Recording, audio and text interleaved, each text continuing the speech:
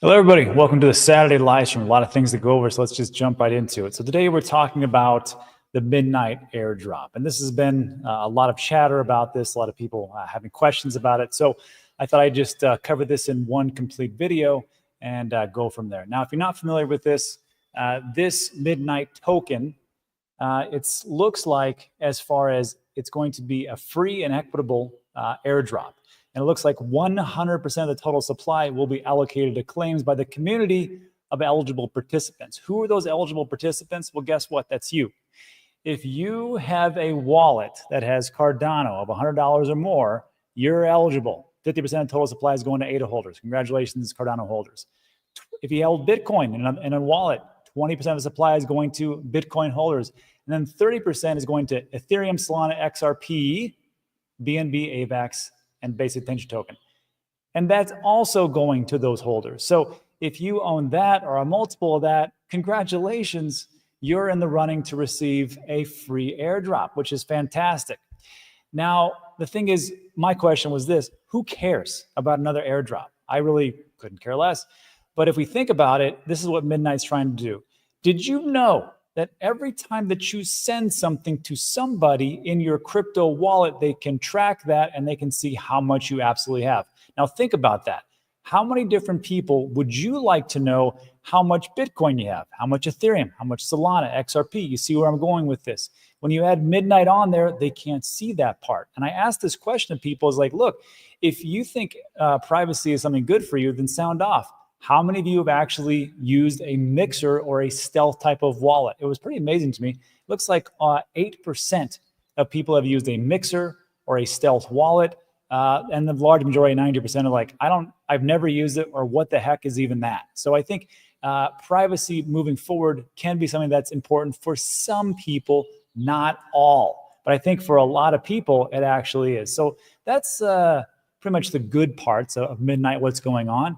Here's the downside. And the downside is stuff like this. This was from press, and I had actually talked about the different problems that are going on in our particular sector of ours, digital assets. And he told me that his MetaMask wallet just got drained. I was in a Discord group and they sent a link, clicked on it, funds are gone, less than $100, but still, I still feel pretty bad about it. Now think about that. How many times have we talked about people losing everything? Now in this situation, he was smart, he only had $100. But the problem with this airdrop for Midnight is you're going to have to connect your wallet to claim these tokens. That, to me, is a big problem. Then you might ask yourself, who cares, Rob? Because I know what I'm doing and everything else. You may. But I took a look at this, and as far as like bridge hacks and wallet scams, we're talking about billions of dollars in just 2022, 2023 alone. Wallet scams, there's thousands annually. Chainalysis estimated almost $10 billion in global crypto scam and fraud loss in 2024, with fake airdrops as a significant contributor. So I want everybody to be really clear about this, okay? I don't want you to get screwed over. You're going to have to keep watching these types of videos if you want to claim these types of airdrops, because there's going to be so many things going on. There's going to be so many hacks. There's going to be so many scammers out there. And guess what they want? They want your wallet. Number of incidences. No comprehensive count of airdrop scams exist due to their fragmented nature, but thousands occur annually. For example, over 273 phishing sites. For Arbitrum airdrop in March 2023 alone, hackers often exploit the admin wallet vulnerabilities. Estimated number, likely thousands of airdrops have scammed annually, with hundreds of phishing campaigns per major legitimate airdrop. And I got to tell you, I think this is massively underreported. So without further ado, what I did was I brought in my friend Big Peyton, and he explained what's going on with Midnight, why it's going to be such a big token airdrop, why it's going to be such a big project, which I do agree with him on this one. And then also we talked about the safety concerns, and everything in between. So without further ado, if you watch this video, it's about 19 minutes long. Then we'll come back and I'll do a quick Q&A. So let's grab this in. Question is Midnight and Cardano. There's a lot of ambiguity going on, so I brought in someone who can give a lot of answers, and that'd be my friend Pay, or Big Pay. Welcome to the channel for the first time. It is the first time, and I appreciate you having me on, Rob. I've been seeing a lot of questions out there about Midnight, and I wanted to come on here and explain them to everybody because to me, it is an exciting new blockchain. You know, it's not a Mm. traditional blockchain where there's a private sale and a pre-sale. They're actually giving out 100% of all of the tokens, not just to one blockchain. It's to 8 different blockchains, and it's the blockchains that we all use. So again, thank you for having me on here. Yeah, absolutely. And so everybody, if you are not following Pay, there is the YouTube channel, which check that out. And then also, of course, you can find him on everybody's favorite platform, X, as it's a great platform for nobody to disagree. Fantastic stuff. So Pay, so here's the thing. Give us just like an overview about what Midnight is, how it fits in with Cardano, and like you said, the other big blockchains, like the Bitcoins, like the other, like BNB and stuff like that. And then just talk to us a little bit about like some of the most common questions that you have. And then also everybody, as Pay is going through this, I will link Midnight and its website and the FAQ and everything, the white paper in the description below, and you can check it out. So Pay, let's start with the basics. What is Midnight and how does this integrate with Cardano? Sure. So, you know, the way I look at, you know, all of the blockchains in the top 10, they all have kind of different trade-offs. There are different choices in design, and that's what's led them to be in the top 10. They're unique. And, you know, I believe that Midnight has a unique set of trade-offs that could lead it to be in the top 25, you know, very quickly, or even the top 10. And because, you know, if you look at, you know, Bitcoin, the big take was decentralization. You know, we need this decentralized database that, you know, no government can control or no government can attack. And then you look at Ethereum, and it's kind of a little bit of a step back, but it's still very decentralized, and it added smart contracts. And, you know, I think Cardano really pushed, you know, the ecosystem forward too as well with, you know, launching the best proof of stake chain, in my opinion. And it really, you know, it's in line with Bitcoin. Right. It's a high focus on decentralization. They just launched on-chain governance. And I think Midnight is somewhere between, you know, Cardano and Solana. It's a different set of trade-offs, but it also, you know, adds unique, you know, utility to the table. And the biggest thing that it's adding is privacy. You know, nobody wants their transactions to be seen. You know, if I, you know, donate to Rob's stream or I give him a tip, I don't want him to know how much holdings that I ultimately have. And if I'm doing business with another party, you know, imagine they know how much we have on our balance sheet. You know, for example, they'll be able to kind of, you know, pull more out of me, or, you know, maybe even be able to push me in the wrong direction. So that really is what Midnight is bringing to the table, is privacy. And their tokenomics are very unique. I mentioned that they're giving out, you know, 100% of the token supply to any of the holders. And you know, a lot of people are excited about this airdrop, but I want to preface this really quickly with, you know, be careful of scams. You know, anytime there's something exciting that's out there, that's online, you got to connect your wallet. There's always people out there trying to take advantage of users. So make sure you're using the proper links. Next month, there's going to be an airdrop where, if you know, 50% of the supply is going to ADA holders, 25% of the total supply is going to Bitcoin holders, and then the other 25% is being split up among different blockchains. Yeah, as you can see there, ETH, Sol, XRP, BNB, and there's no maximum on this. So if you have a bunch of ADA and a bunch of Bitcoin, you can claim it on all of these different chains, and it's actually based on the amount of tokens that you have on the chain and the amount of eligible wallets. So there's no, like, you know, kind of quadratic or square rooting. You know, if you're the biggest Bitcoin holder in the world, you know, if you're Michael Saylor, you're going to be able to get a lot of these Night tokens. So, you know, what you're going to be able to do is you're going to come into a website, you know, you connect your wallet, and then you claim it. And a lot of the big questions that I've seen is, you know, can exchanges, you know, get this airdrop? And really, they could, but it's on the exchange to actually sign a transaction. So this is launching next month. There's going to be a 60-day window in which people have to sign a transaction with their wallet. Once they sign that transaction with their wallet, it's saying, hey, my wallet is eligible, include me in the airdrop. And then there's going to be you know, they're calling it the Glacier airdrop, and that's slowly going to melt over the next year. So you'll be able to come back, you'll be able to claim your Night tokens, you know, directly from their website. You know, as you can see here from the the claiming. And, you know, the other question is, oh, well, will my Bitcoin address support this? Will my XRP wallet support this? Ultimately, if your provider gives you the ability to just sign a message transaction and say, hey, I'm eligible, then yes, you will be included in that airdrop. And, you know, if you don't get it in this 60-day window, there's going to be this, you know, phase that comes after it called the scavenger hunt.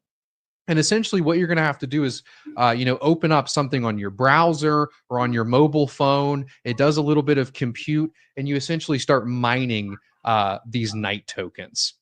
And on the Midnight blockchain itself, what they're trying to do is be a layer between all of the different blockchains that are included in the airdrop. And they're trying to be that privacy layer. So if you already have, you know, a bunch of smart contracts on Ethereum or Cardano or Solana, but, you know, your protocol or your business needs privacy features, what you do is you just use Midnight. And you just connect that to your existing systems. And, you know, if anything that needs to be private, you use it on Midnight. Anything that needs to be public, you use it on the blockchain that you already like.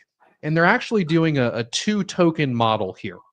And the night token, for holding it, you get the dust token. And the dust token only exists on the Midnight blockchain, and it's served as the utility token, essentially. But because it decays, you're not going to trade this on an exchange or on a DEX. You know, you're solely going to use it for transactions. But because it's decaying, what's really interesting and unique is you're almost incentivized to use it in a way. You know, if you know in a year it's going to be gone, you might as well, you know, get on there and use this token. So that's kind of a different take, I think, on tokenomics and crypto. A lot of people like to hoard, you know, any of their staking rewards or the tokens that they get. Yep, that was a great breakdown. I appreciate it because there was a lot of questions and there's a lot of things really to come back to. So the first part here, when you talked about connecting your wallet, let's talk about the best practices, because a lot of people, when they do that, they're a little apprehensive, especially with what's happened with different bridges and with different connections and things like that. And then also I'd like to touch back on the privacy part, because people say, well, you know, some people like, I have nothing to hide. But the other part about privacy is, you know, why would you do that? Me personally, I like that whole aspect because I hate sending things to people and then they can just go to, you know, a block explorer and go, hey, this is what it is. But so just talk to us about best practices for connecting to this airdrop and how people are going to have to do that. Yeah, you know, my first thought is I think it really depends on what type of user you are. You know, if you have 200 Bitcoins, should you be connecting your Bitcoin wallet to anything? No. You shouldn't. That's my opinion. So you are adopting risk by claiming this airdrop. Even if you're the smartest guy in the world, right? You're connecting your wallet, you're signing a transaction. And if you're somebody with $150 million in Bitcoin, maybe you shouldn't do something like this. But the best practice is, you know, I and some other trusted content creators are going to release step-by-step guides, you know, the official Midnight channels as well. I mean, the number one place to go to is the official Midnight channel. This stuff is so early that you could go to their channels right now, you could follow their channels, and you could figure out what the trusted links are going to be, because nobody's made the fake website yet. You know, this isn't even live yet, but they will. And that's why it's important for you to kind of know who you're getting the link from. So the first thing is make sure you're using the right link, you know, if you want to do the airdrop. But understand you are adopting some risk when you participate in any connecting your wallet. If you're using a DApp, if you're using any product in any space, you know, you're adopting some sort of risk. So just acknowledge that. You know, use the proper link. And then, you know, take it slow. You have a 60-day period to do this. So if you're unsure about anything, take some time to think on it. Maybe reach out to some people that you know are the right people and ask them some questions. Make sure you're using the right link. And, you know, it's going to be really simple. You're just going to, you know, essentially submit a message on whatever relative blockchain you're on to say, hey, I want to be a part of this. And that's it. You know, you have 60 days to do it. There is no rush here. If you're the first guy to sign that transaction, you don't get anything extra, right? So take some time, especially, you know, even if you have $5 grand, nobody wants to lose $5 grand to anything. So take some time, Yeah. Verify that you're using the correct link, verify that you're using the correct wallet, and always be careful of typing in your mnemonic phrase in a new place, especially if your existing wallet isn't supported. Yeah, very well. Very well. That's a good stuff. I mean, if you've got 1 Bitcoin, 2 Bitcoin, 3 Bitcoin, I think you should actually be having a burner type of account myself. That's why I have some of these different hot wallets. So that makes a lot of sense. And then the next part, talk to us about why, just real quick about, well, some people say, well, what's so good about privacy per se? Like, what would you say to people who are like, well, do I really need this for like privacy or not? Well, from my early understanding of Midnight, I think that Monero, kind of takes privacy almost too far to where the governments are kind of attacking it. They're worried about, sanctions and money laundering. Midnight's trying to fit somewhere in the middle where you can still give proper disclosures to the entities, the jurisdictions that you're in, but it's private to everyone else. And Yeah. I actually think that that's a good middle ground. The greatest not everybody needs to be private, but I think there's a lot of people that do, and nobody wants to tell other people what they're making or how much they're holding or how much assets they have. And what we have to do right now in the space is you just have a wallet and you don't touch it with anything else that connects that wallet to who you are as a person, whether it be, but everybody has to do that. Look at Coinbase, for example. We just had the hack from Coinbase that released a lot of people's info, about where they live, what their name is, how much crypto they were buying. If they connect that to one of your wallets, then now all of your wallets are exposed on that blockchain, right? So, I think that this is why we need privacy. When times are good, it seems like, oh, everybody can be public with everything. We can all be online. Everybody can know about us. But times that they don't always last. If something happens in the world, you almost want to be private and you want to kind of prepare for the eventuality that maybe something bad could happen from you putting your information out there. And I think Midnight's a good step in that direction without going like all the way to the Monero route where governments are kind of going after it and you're almost seen as a criminal for using it. Yeah, I can say that. And then as a quick reminder, like Pei was just talking about, it's not so much about like, well, I have nothing to hide, but you might want to. And there's been numerous cases. This is the one where I believe it was a Italian tourist who was taken captive for 2 weeks and electrocuted and abused just to get his Bitcoin private phrase. And he did not give it up. Then there was also this one, David Bowlen, Ledger's co-founder, and he actually had one of his fingers decapitated. And as they would try to get millions of dollars from him, and also family kidnapped in Chicago. So I don't need to really say this, but I want to remind everybody that these are important things that we really should keep our minds to. And then lastly, Pei, let's just talk about time frames, because I get this question a lot. The snapshot, who's eligible for this? And when was the snapshot taken roughly? Or is there another snapshot going to be taken that you know of? Oh, sorry. No, go ahead. Hit it up. I was just going to say that the snapshot has already been taken. And, the reason that has happened is so that they're not kind of gamifying the ADA price or the Bitcoin price and people aren't kind of controlling their portfolios to do that. And off the top of my head, the snapshot was taken 2 weeks ago. But I can get that exact date as you finish your question there. I'm sorry. No. That's it. I think it was, I want to say June 10th, 11th, just want to make sure. And people say, oh, I missed it. It's, as I understand it, it's whatever wallet that you have, and of course, what Pei talked about, that wallet, you have to have access to it. It's a non-custodial wallet. So if you have $100 or more worth of whatever cryptos that we just talked about, as far as those pieces, which again were ADA, Bitcoin, Ethereum, Solana, XRP, BNB, Avalanche, basic attention token, so on and so forth. If you have $100 worth or more, then you are eligible for this airdrop. It's going to be a pretty massive airdrop. And then lastly, the last question I have is this. Do we know when this is going to be airdropped, or when they're going to open this up so you can claim it? So I did look up the exact date. It was June 11th. And as you mentioned, $100 plus on any of those blockchains, as long as your wallet isn't on the sanction list. The actual period in which you can, start claiming it starts next month. That's going to happen for 60 days. Okay. And then once the 60 days is over, you can't be a part of it anymore. Right. So I think there's over 40 million wallets that are eligible to claim this on all of these different blockchains. So that's a lot of wallets. And then, once that 60-day period's over, there's going to be kind of this lost and found phase where people can, do the processing that I mentioned earlier in their computers to kind of get the rest of the tokens.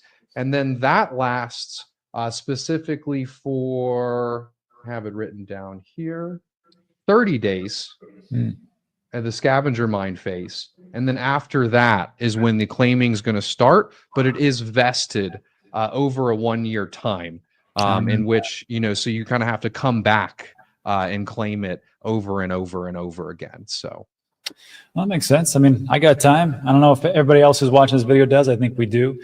So again, as this comes about, I'm going to cover it, but I might miss some things. So I think it's important that just follow Peyton over on his YouTube channel. Also follow him on X. And then Peyton, before we get out of here, any last words of wisdom for the people? You've been around quite a long time. I've been around quite a long time, but people are getting a little bit anxious about the markets. Any kind of piece of advice you have for them? I always kind of start with the scamming thing. Be careful of scammers out there. Second is take it slow.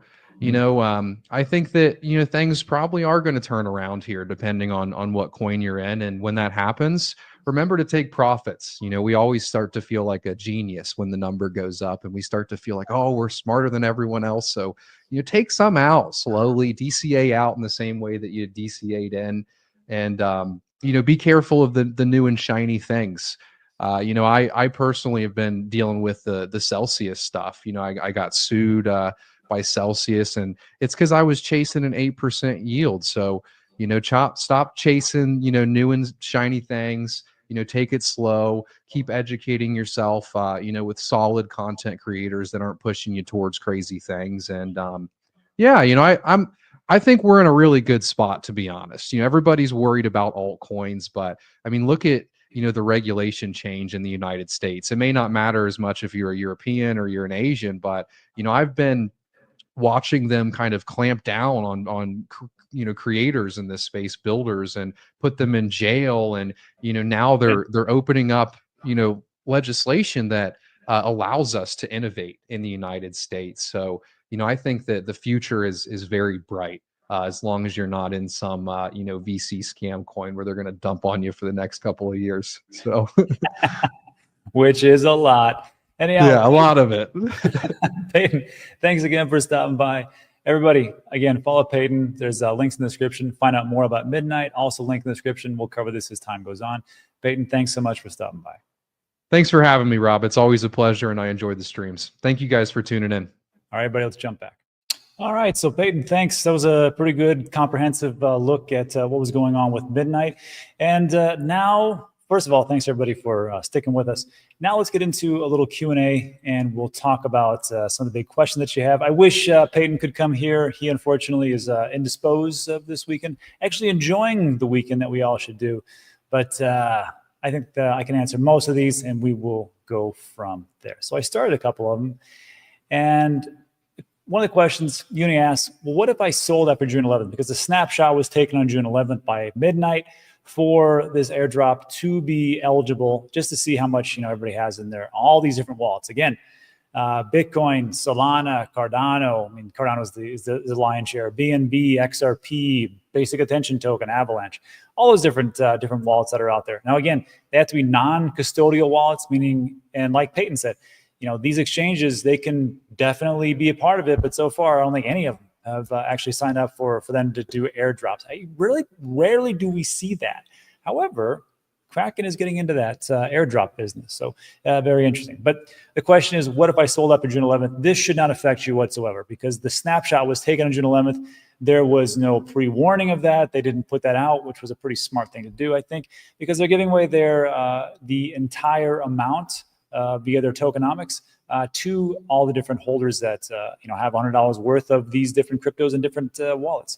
So if you sell after June 11th, it should not make a difference. That is just me talking from the information that I have so far. Again, like Peyton said, this, for you to be to actually claim this, it's going to be next month in July. So between now and then, we still have time. Okay. So if you sold on June 11th, it shouldn't probably make a difference because, again, the snapshot's already there. Digital asset D.A.N says, when can ADA holders claim their Glacier airdrop? Active now or future date? Again, it'd be July. And it's for 60 days total if you want to go through this. And then after that, there's going to be a lot of people that are just not going to want to connect their wallets no matter what they do, which I can totally agree with, quite honestly. I'm still debating if I'm even going to do this because I'm like, do I really want to do this? Do I really need some free airdrops that much? I just don't think so. And like I've said before, do less, make more. I'm not telling you what to do, but for me, I just kind of look at it and I'm like, I've been pretty, graced by not having been hacked yet and not having to go through all these different scams that have gotten me. I mean, I go through scams every single day. So for me, I'm just debating on if I'm even going to want to really do this moving forward. So yeah, again, do less, make more. But as far as like the future date, be in July, 60 days. After that, people like me are probably going to just pass on it. And then you're going to get the lost and found section, which is like people are going to say, oh, well, it was 100% was supposed to go out and Rob didn't claim it and Jerry didn't claim it and Magnolia, whatever, didn't claim it. So I'm going to actually claim all their tokens, which is what's going to happen. And that's fine. Have fun with that. Zen Designer, what with the unused wallet to drop it in requirement? I don't know if that's a requirement per se as far as an unused wallet. That doesn't make too much sense in there, but it has to be a wallet that doesn't make any sense because you have to have $100 worth of crypto in the wallet means you actually have to use it. So that would be the requirement. If the snapshot was taken in early June, does the wallet need the ADA or Bitcoin or Solana or XRP or whatever in it now to claim? Could I empty the wallet before connecting it to remove the risk? Usually that's how this works. So again, you have a Bitcoin, Cardano, whatever wallet, and you connect to the website. And again, where are we here? Remove this. If you look in the description of this video, it's going to say Midnight Claim. It's going to take you to this website right here. And then for distribution, allocations, all those things, this is where you're going to go to connect your wallet to claim your Midnight token. So keep this website if you're thinking about doing it. So in this situation, if you empty the wallet of your crypto or digital assets and use it for something else, I think that's actually the best practice, what you want to do, because if you're going to connect to it, and like we talked about, like when Peyton said, if you got 200 Bitcoin, should you be doing this? No, you shouldn't probably be doing this. And you probably don't want to at all. But if you have a sizable amount, I would definitely move it first. Somebody else in the comment section, what I'm going to do, they said, is they're going to take one of their wallets that had over $100. They're going to move it, connect it to Midnight, the site for the allocation, see if it actually works, and then go about their business for other wallets that they need to. So that, I think, to me, would be one of the best practices. So I hope that answered most of the questions. And let's see if we have anything else that has come up that is pressing, or if I didn't make myself clear. Let's see. Gensel says, this has to be on a hot wallet, right? I only use TANGEM anymore. No, it doesn't have to be a hot wallet. It doesn't specifically have to be that. It has to be a non-custodial wallet, meaning, and a non-sanctioned wallet. What does that mean? So a custodial wallet is something that Kraken, Coinbase, Binance have, right? And that's where it's like, oh, here's your Bitcoin, but it's in this wallet. Guess what? We own the private keys. You don't own that. That is a custodial wallet. A non-custodial wallet means you own it.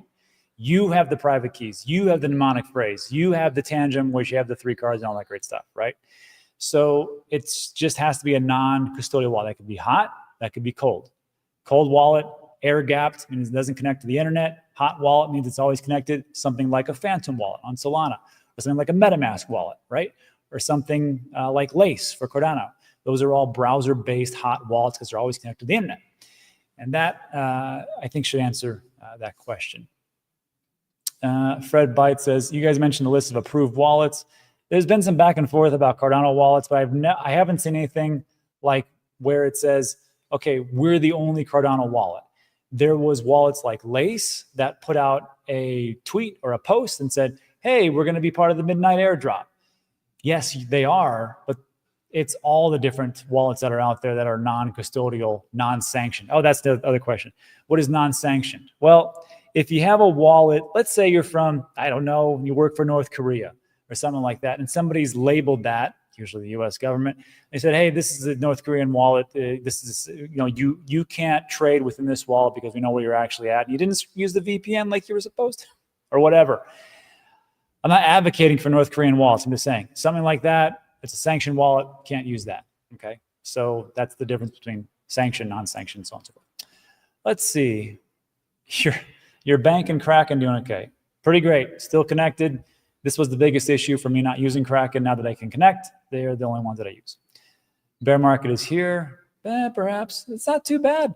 If you look at it, honestly, if you take a look at like the amount of reduction as far as like price action for NASDAQ, S&P 500. Remember when we had all those different rumors of World War III happening, which it didn't for now. Who knows? World War III could happen tomorrow or 10 years from now. I have no idea. Or never happen. I don't know. But during that time when everybody was really amped up, NASDAQ dropped quite a bit. S&P 500 dropped quite a bit. How did Bitcoin and most of the top 10 do? Relatively well. And this has been a lot of different analysts have actually noted that and said, hey, this is looking pretty good. Actually, you know what else noted it?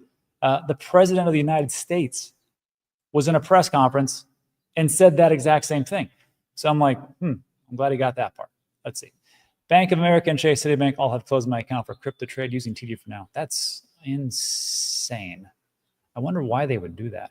Bank of America and Chase Bank and Citibank.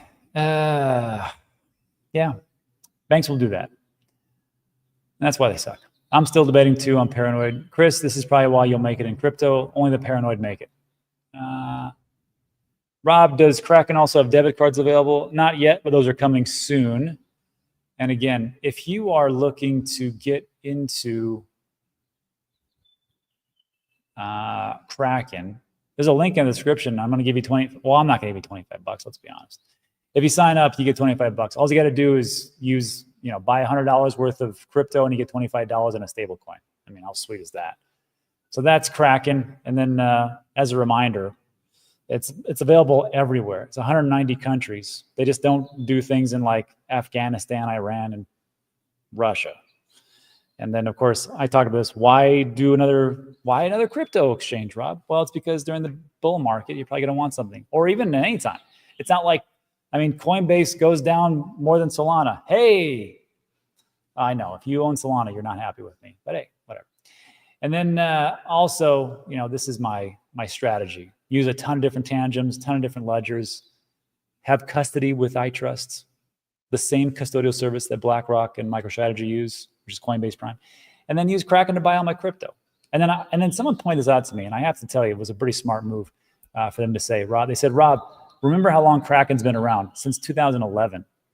Since 2011. And I thought about it. I'm like, yeah, that's true. Bitcoin's only been, 2009, 2010, 2009. And they've been around. They're one of the first, and they're still here. So I like that.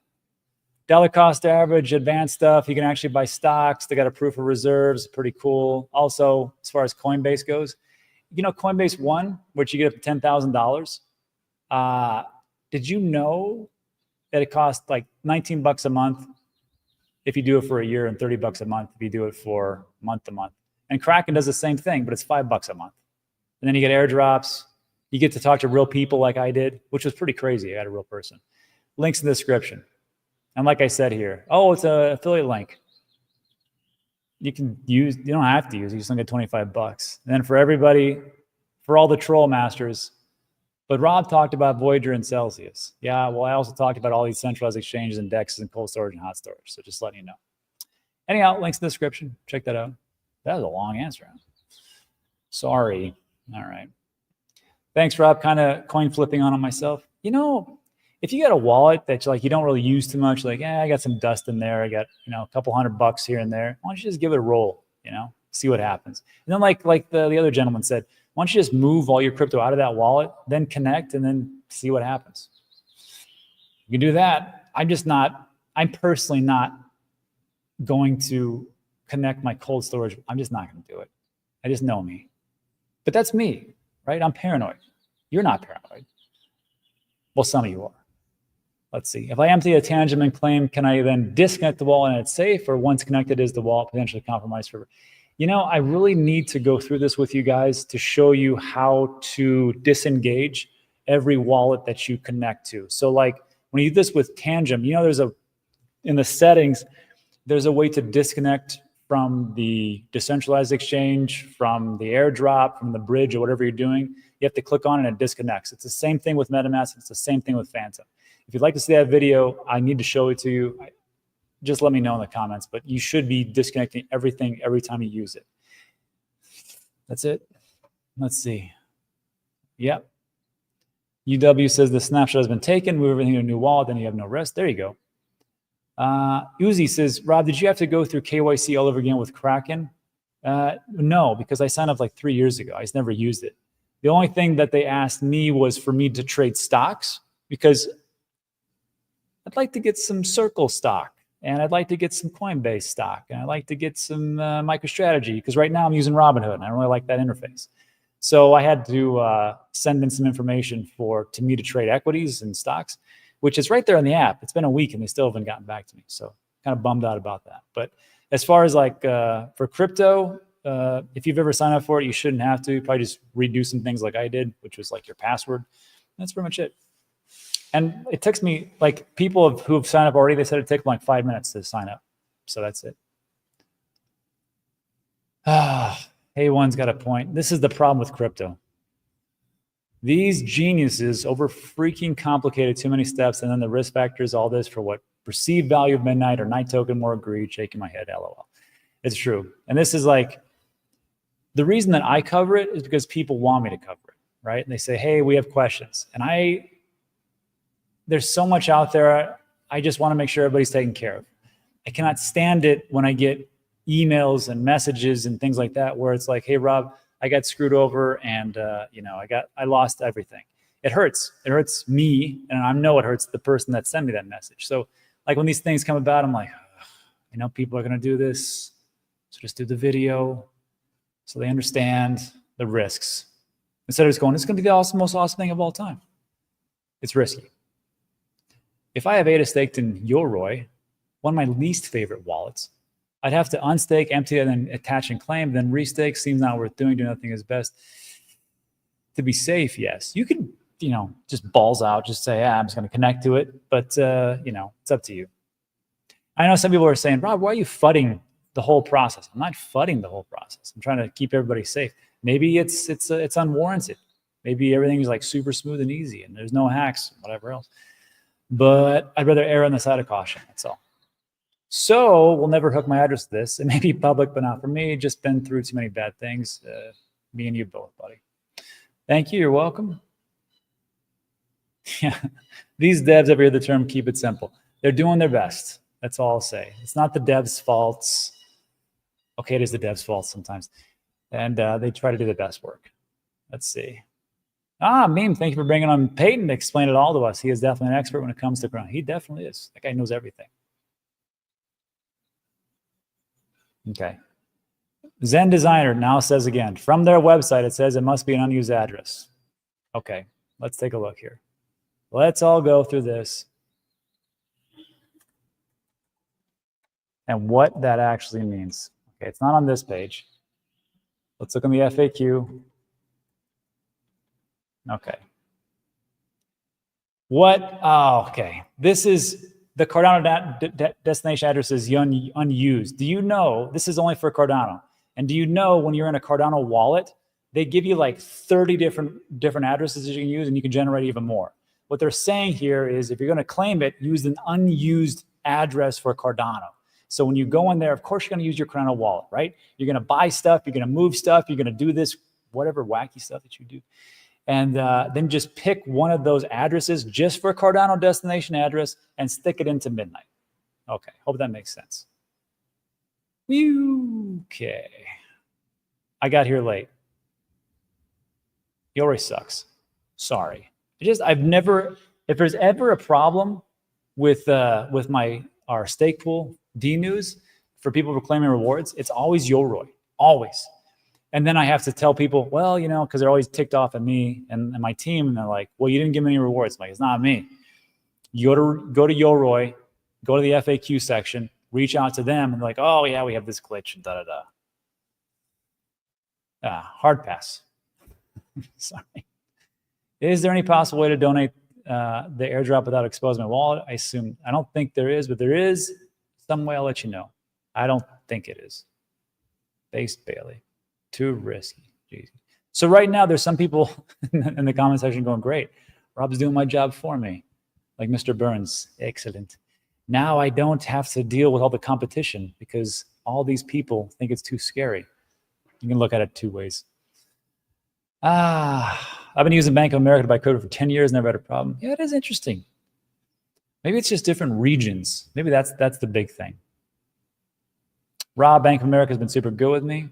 I asked about max limits on daily deposit. It's $2 million. Wow.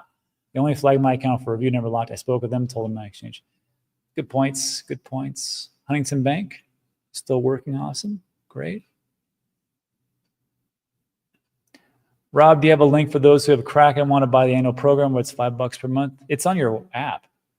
So if you, let's see. If you go to the app in your phone,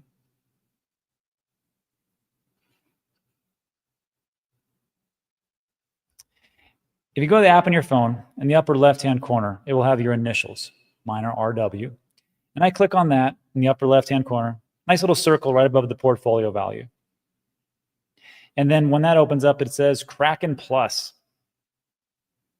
And I am on the plan of $5,499. That's where you find it. And it's up to $10,000, so that's pretty good. Oh, that's why. Chime is good.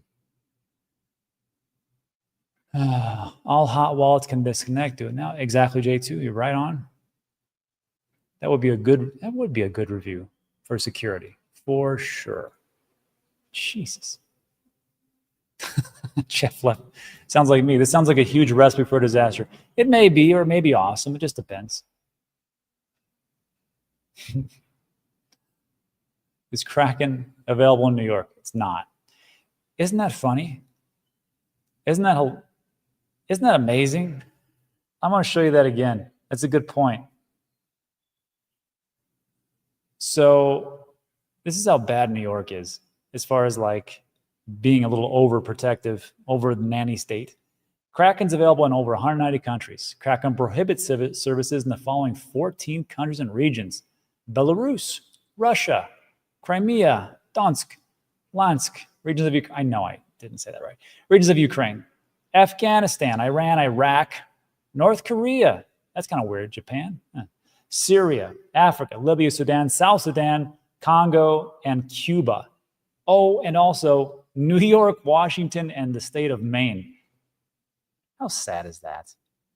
That is sad. Well, America, what are you going to do? Thank you. Yeah, thank you. Jess says it is available in New York. I should use a VPN. I cannot condone that behavior. And remember, if you do use a VPN, if you mess up one time, they're going to catch you. So, yeah. The TLT just say no. No. Like, this is why we do these things, and we keep things open, and we keep it as a, information first, and give everybody free speech. So we talk about it, and then you guys give me your responses. I digest those and spit them back out at you, and then you guys make your decision where you want to go. For some people, this is like a no-brainer. Like, I'm definitely doing this. For other people, they're like, there's not a chance in hell I'll do this. It's just, it's where everybody's at. Dumping your right. Yeah. Hey, Rob, sign up for Kraken watching today. Yeah, super easy. Super easy. I got to get rid of this one. And what else do we have here? Oh, I would like to say one more thing about Kraken. Sorry.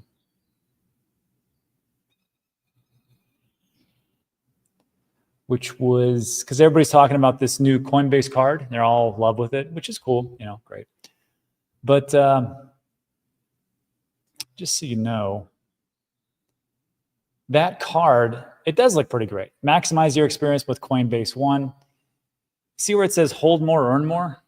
I don't like that. The more assets you hold on Coinbase, the more Bitcoin you earn your purchases. Where have we heard this before? I don't know. And then, of course, down here, the credit card is exclusively available to Coinbase One members. Annual memberships are only $50 per year, which is what we just took a look at with Kraken Plus. So they're like, oh, well, that's cool. I'll just keep using Coinbase because, you know, it's only $50. And you get more staking rewards and stuff like that if you just leave it on the exchange, of course. But like I said here, it's a trap.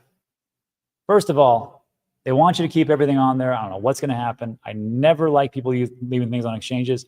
That zero trading fees, remember to $10,000 what it used to be? Well, now it's only $500. So if you're going to get this like great yearly Coinbase One, everybody thinks that's what it is. You only get up to $500 now instead of the 10,000. Yeah, that's crazy. So read the fine print. That's all. The tomato airdrop was simple and safe. Yes, it was great. And I have to commend everybody for dumping on me because I did tell everybody to take profits, did I not? So that's what a lot of people did. How does fiat prolong its lifespan with complexity? That's true. Meme says, I mean an affiliate link for you. If you're going to sign up for Kraken Plus, I have no affiliate link. If you're already signed up for Kraken, then there's nothing for that. You can't get the $25. I'm sorry. And then I don't get anything. But if you're new to it, then you do. But we'll still keep talking about it because there's a lot of different things it's doing. I like it. What do you use for your crypto trading? Well, I don't really trade too much. I'm kind of like a cycle trader, meaning like I take some profits along the way, but it's not that much. But there are times when I'm going to be laddering out. I just don't see that happening right now. And what do I use? So I have access to Gemini. I have access to Coinbase. I have access to Kraken, and I have access to Binance US. So I'll be using those four during the blow off bull market. So if one goes down, well, that's on you, not on me. I did my job, which was to make sure that I was taken care of. So when I want to sell, I don't have to get that stupid comment on the Coinbase screen on my app saying, sorry, we're down for maintenance. I'm like, again? It's amazing. You're a multi-billion-dollar company. For some reason, you just can't stay up. It's amazing how that works. I think Kraken is the best exchange. It's pretty good. Jesse said, isn't it even available with a VPN? Jesse, it is available with a VPN. But I'm warning you, if you do that with a VPN and you leave it off one time and they're able to geolocate you, they're going to cancel your account. And I've heard people actually doing that and they freeze their account. So like I know people say, just use a VPN. I'm here to be a little voice of reason by saying, I wouldn't do it. Great info. Yeah, Peyton's really smart guy. I'm glad he came on. Can you do this live with your shirt on buttons and put some shades on, please? It will be great. I actually was thinking about getting in the pool because it's hot today. But then I was like, I should have done that. Just taking questions from my portable mic. Isn't it funny that no one talks about Gemini Exchange? Winklevoss twins. What are you going to do? My stay won't let me use Kraken unless it's spice. Rum is very true. Digital, yeah. Rob, so Kraken is $5 a month to sell, buy up to 10,000, and Coinbase charges 30, right? There's a caveat. It's $29.99 per month, or you could do what I did, which I paid I paid the year up front, and it's only $19.99 a month for up to $10,000. Or you could just use Kraken Plus and pay $5 a month. It's crazy, the 10,000. I know what you mean. You're like, I didn't know that was available. Kraken Plus not available in Europe. That sucks. It's a bummer. Monthly. Thank you, Rob. Thank you. Let's see. If you can talk with an Elvis impersonation voice, I don't do impersonations. Guy does that. Guy can do an impersonation of every single influencer out there. It's pretty funny. Bobby would use the VPN. Bobby's an idiot, though. But he's did a great job on those meme coins. All he had to do was just sell when it doubled, and then sell again when it doubled or tripled, then sell again when it doubled or tripled. He did a good job. Let's see. Thanks, Jimmy. Always great content. Smash the likes. Shoot. let's just end it there. It's Saturday. So listen, everybody, thanks so much for stopping by. I appreciate it. Like today's video, give it a thumbs up. Consider subscribing. And we talk about is very time sensitive, and we'll be covering this in the future, just not as in depth as right now. We'll just give you updates. Tomorrow will be, of course, with Jerry V. Hall from Costa Rica. If you can make that one, it should be a good one. And we'll go from there. So that's it for today, everybody. Thank you for stopping by on a Saturday. Enjoy your weekend. You deserve it. See you on the next one. Adios.